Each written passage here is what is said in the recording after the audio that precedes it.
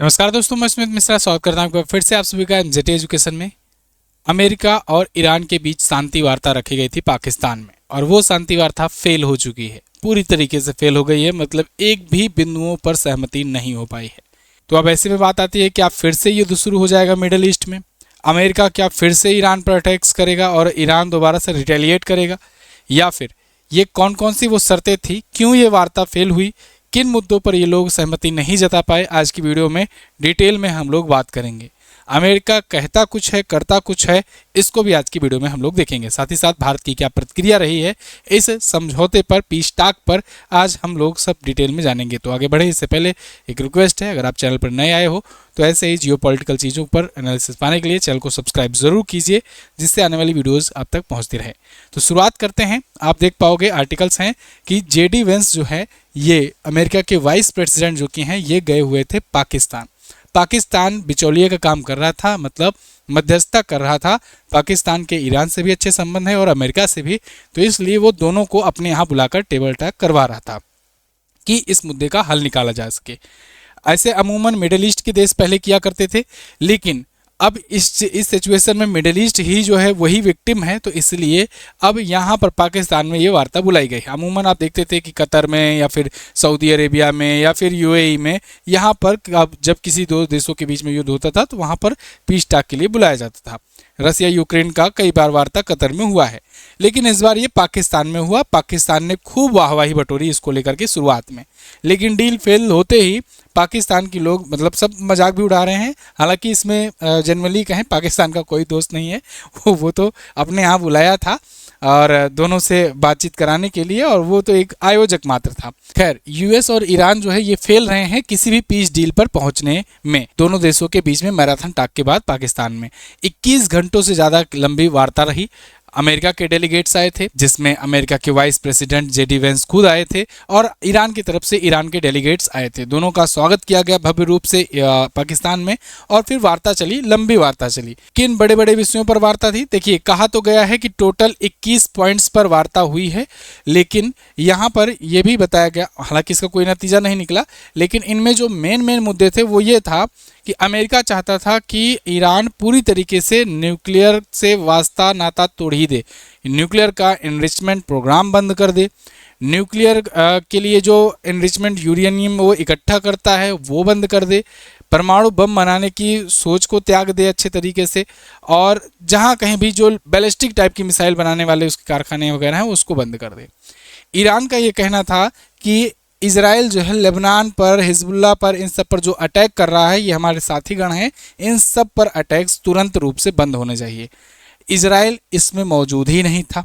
मतलब कई चीज़ें हुई, कई जो पहले से ही पता था, भारत को भी पता था। भारत इसलिए शायद मध्यस्थता नहीं किया बीच में, भारत को भी पता था कि यहाँ कोई नतीजा नहीं निकलने वाला है, क्योंकि ये अमेरिका और ईरान के बीच में हो रहा था। जबकि शुरुआत युद्ध कहाँ से हुआ? इजराइल से हुआ। इजराइल जो है इस पूरे के पूरे शांति वार्ता में शामिल ही नहीं है।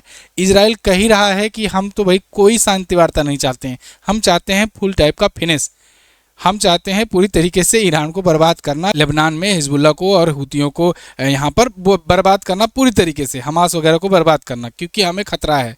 अगर हम नहीं करेंगे इस बार तो कभी फिर से ऐसे करना पड़ेगा, इसलिए हम चाहते हैं पूरी तरीके से इनको खत्म करना, और जब तक हम नहीं करेंगे तब तक हम शांत नहीं बैठेंगे। तो इजराइल जब युद्ध करता ही रहेगा तो किस बात का पीस टॉक? यहाँ पर पीस टॉक हो रहा था अमेरिका और ईरान के बीच में कि अमेरिका नहीं करेगा ईरान में अटैक। अमेरिका का कुछ तो था ही नहीं शुरुआत में, वो तो इजराइल के कहने पर बीच में कूदा था, और अब जब कूद पड़ा था तो बीच में अटका लिया गया था, फंसा लिया गया था। अब वो निकलने की फिराक में था, किसी तरीके से निकला जाए। लेकिन निकलने में शांति वार्ता बुलाने के लिए यहाँ बात किए कि भाई वो तो पाकिस्तान के जो प्राइम मिनिस्टर हैं शहबाज शरीफ, और उसके बाद वहाँ के जो असीम मुनीर हैं फील्ड मार्शल, उनके द्वारा यहाँ पर हमें बुलाया गया, इनवाइट किया गया कि आओ बात करें। ईरान जो है शांति चाहता है, सीज फायर चाहता है। तो शुरुआत में 2 हफ्तों के लिए सीज फायर की घोषणा हुई, और उस दौरान यहाँ पर ये हुआ। लेकिन जब नतीजा नहीं निकला तो अब फिर से वही बात आती है, क्या फिर से युद्ध शुरू हो जाएगा? किन किन मुद्दों पर नतीजा नहीं निकला, आइए डिटेल में हम लोग समझते हैं। इजराइल की क्या राजनीति है इसको भी हम लोग डिटेल में समझते हैं। तो देखिए, सबसे पहले कि पीस टॉक फेल क्यों हुई। देखिए, कोई भी युद्ध हो रहा हो, लड़ाई हो रही हो, झगड़ा हो रहा हो, कहीं भी हो रहा हो, तो उसको अगर समझौते तक लाना है, सुलह के सपाटे तक लाना है, तो फिर थोड़ा सा तुमको झुकना पड़ेगा, दबना पड़ेगा, थोड़ा सा तुमको झुकना पड़ेगा, दबना पड़ेगा। दोनों पार्टियों को कुछ कुछ चीज़ें सेक्रीफाइस करनी पड़ेगी, या कहें कि कुछ कुछ मामलों में अपना ढीलापन, लचीलापन दिखाना होगा। जब तक लचीलापन नहीं दिखाओगे तो किस बात का सुलह, किस बात का समझौता, है ना। कोई भी युद्ध हो, कहीं भी कोई भी लड़ाई हो, जब दो पक्षों में किन्हीं मुद्दों को लेकर लड़ाई हो रही है और जब समझौते पर बात आती है, तो उनमें से कोई बीच का रास्ता ढूंढा जाता है। बीच का रास्ता मतलब कि थोड़ा भाई तुम झुक जाओ, थोड़ा भाई तुम झुक जाओ, तभी हो पाता है। और दोनों अड़े रहोगे तो फिर कहाँ का होना है। ऐसे ही यहाँ भी हुआ। यहाँ ईरान और यूएसए के बीच जब बातचीत शुरू हुई पाकिस्तान में, तो 21 पॉइंट्स रखे गए थे। इन 21 पॉइंट्स में कोई सा भी ऐसा पॉइंट नहीं था जो ईरान मान सके। ईरान के जो कुछ पॉइंट्स थे वो अमेरिका नहीं मानने को तैयार था। तो यहाँ ईरान की मीडिया के द्वारा ये कहा गया कि भाई अमेरिका जो है बिल्कुल लचीलापन नहीं दिखा रहा है। ईरान चाहता था कि उसका हॉर्मुज स्ट्रेट पर पूरा का पूरा अधिकार, पूरा का पूरा कंट्रोल रहे, जिससे इन फ्यूचर अगर फिर से ऐसी कुछ चीज़ें, ऐसा कुछ सिचुएशन आता है, तो फिर वो हॉर्मुज को ब्लॉक करके फिर वो नेगोशिएशंस के टेबल पर तुमको ला सके। अमेरिका का ये कहना था कि नहीं, ये हॉर्मुज स्ट्रेट पूरी तरीके से ओपन होना चाहिए, फ्री फॉर ऑल होना चाहिए, जैसा कि पहले था। ये ईरान, इजराइल और अमेरिका के युद्ध के पहले हॉर्मुज स्ट्रेट बिल्कुल खुला रहता था।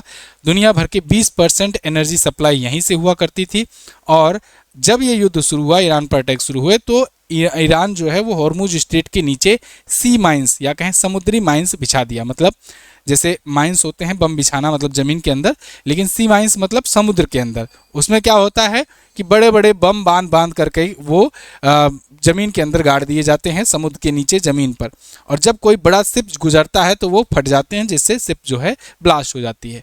तो सी माइंस बिछा दिए हॉर्मुज स्ट्रेट पर ईरान ने।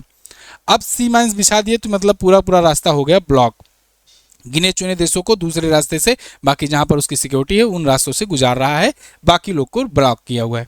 अमेरिका उसको पूरी तरीके से फिर से खुलवाना चाहता है। अमेरिका जो चीज़ पहले खुला था उसको दोबारा खुलवाने के लिए ये आया हुआ है और ये घोषित करके आ रहा है कि हम तो वार जीत गए हैं। भाई जब वार जीत गए हो तो जो चीज़ पहले से खुला था उसको खुलवाने के लिए नेगोशिएशन काहे करने आए हो, है ना। दूसरी बात, यहाँ पर ये कह रहे हैं यूरेनियम का एनरिचमेंट करना बंद कर दो।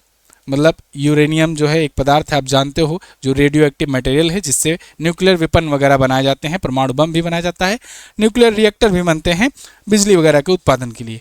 उसके लिए इनरिचमेंट करना होता है। यूरेनियम का इनरिचमेंट अगर 75% टू 85% कर दिया जाता है तो वो न्यूक्लियर रिएक्टर के लिए यानी बिजली उत्पादन के लिए काफ़ी होता है। और अगर वही यूरेनियम 90 टू 95% तक इनरिच कर लिया जाता है यानी शुद्ध कर लिया जाता है तो उसका यूज बम बनाने में या कहें न्यूक्लियर विस्फोटक बनाने में काम आ जाता है। वही होता है परमाणु बम। तो इसका इनरिचमेंट बताया जाता है कि ईरान 90% तक पहुंच गया था, 2-4% और बाकी था इनरिच करना। और ये कहा जाता है कि अगर ये पूरा पूरा इनरिचमेंट हो जाता तो फिर वो न्यूक्लियर वेपन बनाने से उसे कोई नहीं रोक सकता था, क्योंकि बस उसको अब मिसाइल में इंस्टॉल करना था। और ईरान की मिसाइलें जो इतना मतलब एडवांस हैं वो पूरी दुनिया ने देखी। वैसी मिसाइलें अमेरिका के पास भी नहीं हैं, रूस के पास भी नहीं हैं। ऐसी ऐसी मिसाइलें, वो डांसिंग मिसाइल यूज़ कर रहा था। अब डांसिंग मिसाइल की दिक्कत ये होती है कि वो एक जगह से निकला, अब एयर डिफेंस सिस्टम जो है वो प्रिडिक्ट करता है कि यहाँ से मिसाइल निकली है, अब इतने समय में ये यहाँ पहुँच जाएगी, इतने समय में यहाँ पहुँचेगी टारगेट तक, तो वो एयर डिफेंस सिस्टम उसको हिट कर देता है। लेकिन डांसिंग जो मिसाइल होती है वो यहाँ निकली, उसके बाद ऊपर चली गई, फिर नीचे चली आई, फिर इधर उधर ऐसे जिगजैग करने लगी। मतलब किधर जा रही है, क्या कर रही है, वो कुछ उसका लोकेट ही नहीं हो पा रहा है। और इसी में एयर डिफेंस सिस्टम कंफ्यूज हो जाता है और वो जाकर हिट कर दे रही थी। अमेरिका का, इजराइल का थाड़, एरो, जो भी एयर डिफेंस सिस्टम था, एरो 2, वो सब आयरन डोम वगैरह सब फेल मार जा रहे थे। तो इस वजह से अगर न्यूक्लियर वेपन वहाँ पर यूज हो गया, उसके पास आ गया, तब वो अगर मिसाइल पर लगा करके मार दिया तो इजराइल पूरा पूरा समाप्त हो जाएगा। इजराइल के अस्तित्व पर खतरा है। इसीलिए इजराइल कभी नहीं चाहेगा कि ईरान जो है ये न्यूक्लियर वेपन की तरफ जाए। वहीं ईरान का ये कहना है जब तक हम न्यूक्लियर वेपन नहीं बना लेंगे तब तक तुम लोग कभी भी ऐसे आकर के हमको धमकाते रहोगे, हड़काते रहोगे, और अगर न्यूक्लियर वेपन रहेगा तो कम से कम कायदे में बात करोगे। खैर, अब यहाँ पर इन्होंने कहा, देखिए यहाँ एक बंद, जब उनसे पूछा गया जेडी वेंस से कि भाई बताओ किन किन मुद्दों पर बात हुई, किन किन मुद्दों पर बात सक्सेस नहीं हो पाई, तो उन्होंने कहा देखो बंद कमरे में 21 घंटे तक बातचीत चली है और इसकी पूरी जानकारी हम नहीं देंगे, लेकिन इतना है, सीधी बात यह है कि हम उनसे या कहीं ईरान से यह भरोसा चाहते हैं कि वो परमाणु हथियार नहीं बनाएंगे और ऐसी क्षमता हासिल करने के लिए ज़रूरी उपकरण भी नहीं जुटाएंगे। ये उन्होंने मीडिया से कहा। ईरानी मीडिया का क्या कहना है, अमेरिका जो है बिल्कुल फ्लेक्सिबिलिटी नहीं दिखा रहा है, लचीलापन नहीं दिखा रहा है। अमेरिका की गैर वाजिब मांगें जो हैं ये युद्ध को ख़त्म करने की ओर बातचीत को बाधित कर रही हैं, मतलब युद्ध खत्म करना नहीं चाह रही हैं, ये गैर ज़रूरी मांगें कर रहा है। कहीं ये भी जा रही है बातें कि अमेरिका चाहता है जो यूरेनियम जो इकट्ठा किया हुआ है ईरान ने, उसको ये चुरा ले या उसको मांग ले या किसी प्रकार से इसी नेगोशिएशन में उससे ले ले। अब ये अगर कोई कहेगा कि भाई तुम इतने सालों से यूरेनियम को एनरिच किए हो, लाओ अब हमें दे दो, ये तो दादागिरी है। तो इसको अमेरिका खुलकर तो नहीं बताता, लेकिन बार बार ये बात जरूर आती है कि अमेरिका ज़रूर कई बार वो ऑपरेशंस करके या कई बार यहाँ पर ऐसा करके वो चाहता है कि जा करके वो उठा लाए। हालांकि इस चीज़ का अभी कोई ऑफिशियल कहीं स्टेटमेंट नहीं आया, लेकिन बार बार ये बातें उठती है। जब भी अभी पायलट वाला ऑपरेशन हुआ था ना, जब उसका पायलट वहाँ पर गिर गया था, उसको निकालने गए थे, तो वहाँ से भी ईरानी मीडिया ने ये दावा किया कि शायद हो सकता है ये जो लोग जो ऑपरेशन कर रहे थे, इसी बहाने ये इस्फहान क्षेत्र से यूरेनियम चुराने की कोशिश कर रहे थे। तो ये कई बार बातें चलती है। अमेरिका करता भी ऐसा है, कोई ऐसा नहीं है कि दूध का धुला है। खैर, अब इसमें एक और सबसे बड़ी बात, यहाँ एक और पार्टी थी इजराइल ये आई ही नहीं शांति वार्ता में शामिल होने। पहली बात तो इजराइल को देश मानता नहीं है पाकिस्तान, और पाकिस्तान में इजराइल का कोई डेलीगेट्स आएगा नहीं। पाकिस्तान में ये मीटिंग रखी गई तो वैसे ही समझ में आ गया था भाई इजराइल तो नहीं शामिल होने वाला है। दूसरी बात, इजराइल ने कहा कि भाई देखो कि हम जब तक हमारे ऊपर खतरा रहेगा तब तक हम अटैक करते रहेंगे, हमें कोई सीज फायर नहीं चाहिए। ये सीज फायर ईरान और अमेरिका के बीच है, वही लोग झेलें, जब उनसे झेल लेना, उनसे निपट लेना, तब आना हमसे, तब लड़ाई करना, तब फिर से मैदान में हम खड़े मिलेंगे। तो यहाँ पर इजराइल आया नहीं, तो वैसे ही भारत जान गया था, समझ गया था कि इसका कोई नतीजा नहीं निकलने वाला है, इसीलिए भारत अपने आप को दूर करके रखा हुआ है इससे। और बेंजामिन नेतन्याहू जो कि इजराइल के प्राइम मिनिस्टर हैं, इन्होंने कहा वार अभी खत्म नहीं हुई है, टारगेट कंट्रीज़ अभी भी हमारे लिस्ट में है, जिसमें ईरान सबसे ऊपर, फिर लेबनान, सीरिया, इसके बाद इधर इराक और यमन है।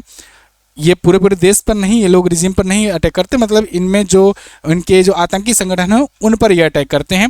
जैसे लेबनान में हिजबुल्लाह रहता है, ठीक है, सीरिया में, इराक में, यमन में हूती रहते हैं, इराक सीरिया में ISIS रहता है, इसके अलावा ईरान में IRGC को ये लोग मानते हैं।